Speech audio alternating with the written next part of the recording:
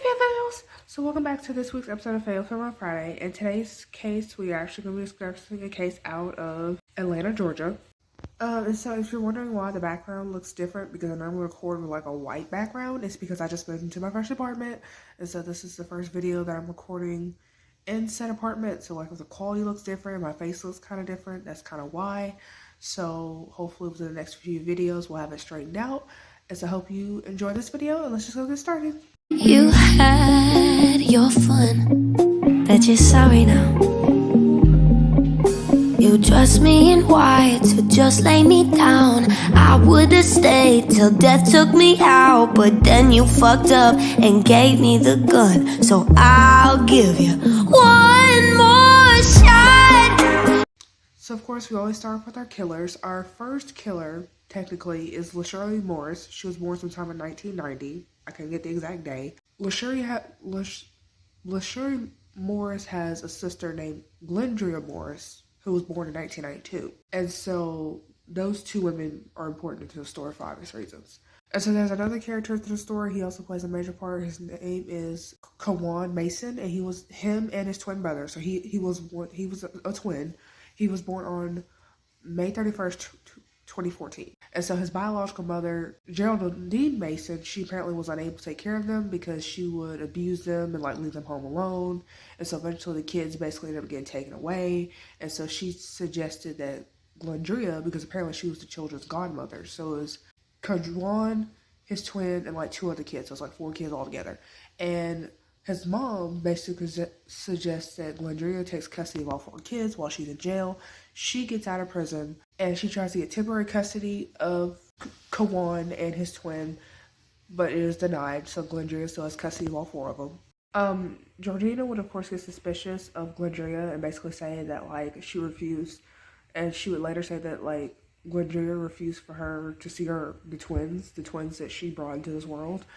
And so when she did see them at one point, apparently there was like bruises and scratches on them, which as a mother, she kind of had that intuition that like something wasn't right. And so she was just trying to play it off. It's like, oh, they were just playing rough with each other. But of course, she knew something wasn't right. And so apparently, when this all was going down, there was like 7 people in a 2-bedroom house. So the 4 children, Glendria and LaShirley, I don't know exactly who the 7th person was, but apparently there were 7 people. And so on October 18th, 2017, his mother would ask for Glendria to have like custody removed, like all the 4 children, like custody removed from her, and it was denied. And then 3 days later, Kawan would go into the fridge to grab a cupcake, because apparently there was a cupcake there. I guess he wanted it or something. And then LaShirley and Glendria decided to react by beating him. So LaShirley would get a baseball bat and beat him while Glendria was allegedly spanking him, which I don't know how that would have happened at the same time, but somehow it did. Police actually wouldn't get called until it was said that he actually wasn't even breathing. And so while on the phone with 911, the operator, whoever they were, their names weren't released, it basically was suggesting like, you do CPR on him until like the proper help can get there. And so Glendria and an unnamed man, so I guess that was the 7th person living in that apartment, apparently that's what they claimed to be doing before paramedics got there. And so then, of course, police arrive on the scene, which I think they said the first thing they noticed that the house was infested with roaches. Or I guess it was an apartment by that. The apartment was infested with roaches. And so the landlord there at the time was saying that they were behind on the rent. So I don't know if they were behind on the rent that particular month or they were just constantly behind on rent. That wasn't clear. But I would like to assume maybe both. But like, who knows? I couldn't find that information. So a DCFS, so Department of Children Family Services, I think, basically came to the house and found dirty dishes and flies covering an empty cupcake container, which is believed to be the container that Kawan ate out of. In the back of the apartment was bags of clothes were found. There was mold, spiderwebs, roaches, and flies throughout the house. So of course, obviously, this was not the ideal environment to be living in, or any environment to be living in for a child in general. When the police would, of course, ask for the boy's like biological mother, or who that was, and her number and stuff, both of them were very hesitant when asked for that information. Kawan would sadly die at the hospital, so he would end up dying because of this. They would claim that he choked on the cupcake originally, LaShirley would basically come out and confess and say that we did end up beating him over the cupcake before the autopsy came back, and she told that to the boy's grandmother, Xavier Upshaw. Glendria would try to basically save herself, saying no, he actually choked on the cupcake, but we got it out of him, so he was fine, he was talking, he was moving around, all that good stuff.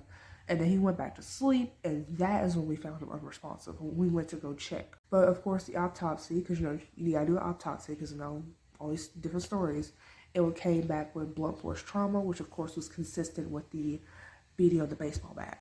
Somehow, not that same day, but like 5 days later, the two sisters would actually be arrested.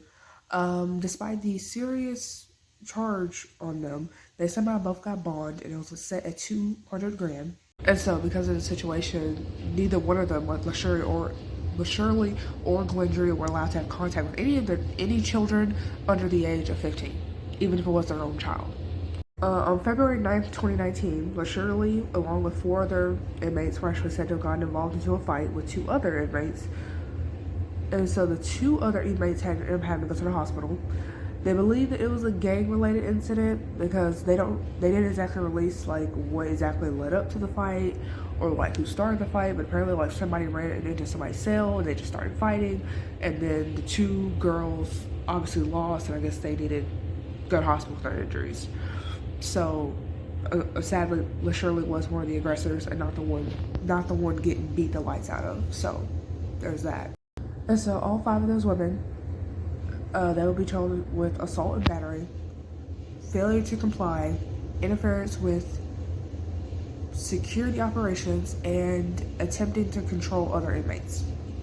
Both women originally were supposed to get like life without parole, and somehow LaShirley ended up getting a plea deal, and she ended up getting life but with the possibility of parole, but she had to plead to murder, 2 felony murder counts, aggravated assault, 1st and 3rd degree cruelty to children. And now as far as Glendria, I don't know what exactly she got. Apparently her trial is like still pending. I could be wrong, but the information I found, it says she's still pending.